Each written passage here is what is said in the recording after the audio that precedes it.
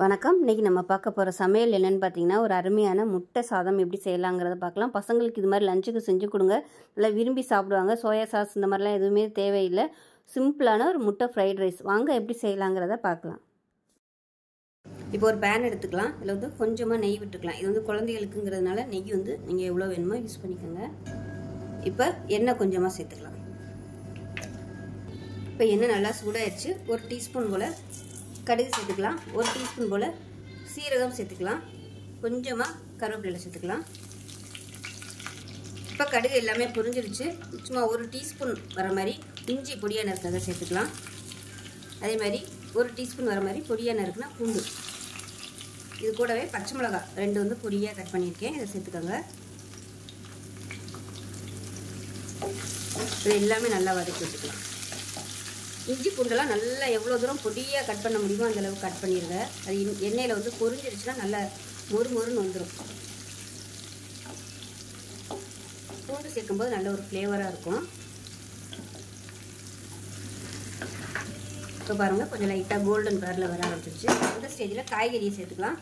1 table spoon வர மாதிரி பொடியாக கட் பண்ண கேரட், அதே மாதிரி பொடியாக கட் பண்ண பீன்ஸ், அது வந்து ஒரு 2 டேபிள் ஸ்பூன், ஒரு 3லேருந்து 4 எடுத்துக்கோங்க. பீன்ஸ் கரெக்டாக வரும்.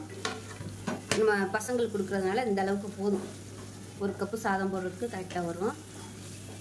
இப்போ எண்ணெய் வந்து நிறையா இருக்குதுன்னு நினைக்க வேணாம்.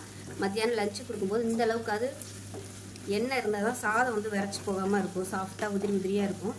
இல்லைன்னா ரொம்ப ட்ரை ஆகிரும், அடைக்கும், தொண்டையில் அடைக்கிற மாதிரி இருக்கும். இல்லைன்னா நெய் கூட நீங்கள் கலந்து இன்னும் கூட நீங்கள் நிறைய நெய் சேர்த்துக்கலாம். அந்த காய்கறி எண்ணெயில் வந்து நல்லா வறுத்துக்கலாம். அப்போ தான் நல்லாயிருக்கும் டேஸ்ட்.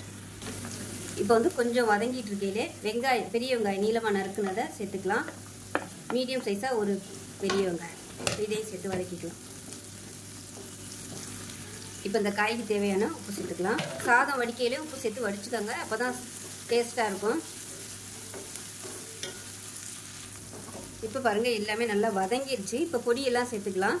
3/4 டேபிள் ஸ்பூன் தனியாத்தூள், 1/2 டேபிள் ஸ்பூன் மிளகாய்த்தூள், 1/4 table spoon mutton masala, chicken masala எதுனாலும் சேர்த்துக்கோங்க. இது வந்து நல்ல ஒரு ஃப்ளேவர் கொடுக்கும், பசங்களுக்குலாம் பிடிக்குங்கிறதுனால சேர்த்துருக்கேன். இதையும் சேர்த்து வதக்கிக்கலாம் அந்த எண்ணெயில். இது கூடவே 1/4 டேபிள் ஸ்பூன் கரம் மசாலா சேர்த்துக்கலாம். ஏன்னா நம்ம வாசனை பொருட்கள்லாம் போடலை, அதனால் பொடியாக சேர்த்துக்கலாம். இப்போ பாருங்கள், நல்லா வதங்கிடுச்சு பொடி. இப்போ மீடியம் சைஸாக ஒரு தக்காளி பொடியாக கட் பண்ணதை சேர்த்து நல்லா குழஞ்சி வர அளவுக்கு வதக்கிக்கலாம்.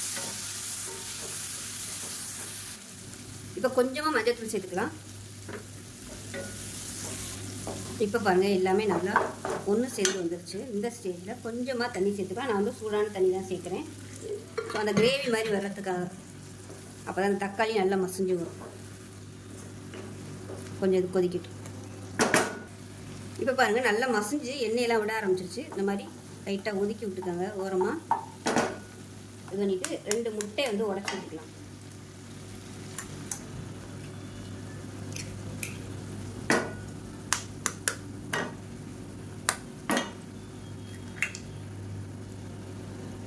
ஊற்றிட்டு நல்லா கிளறி விட்டுக்கலாம்.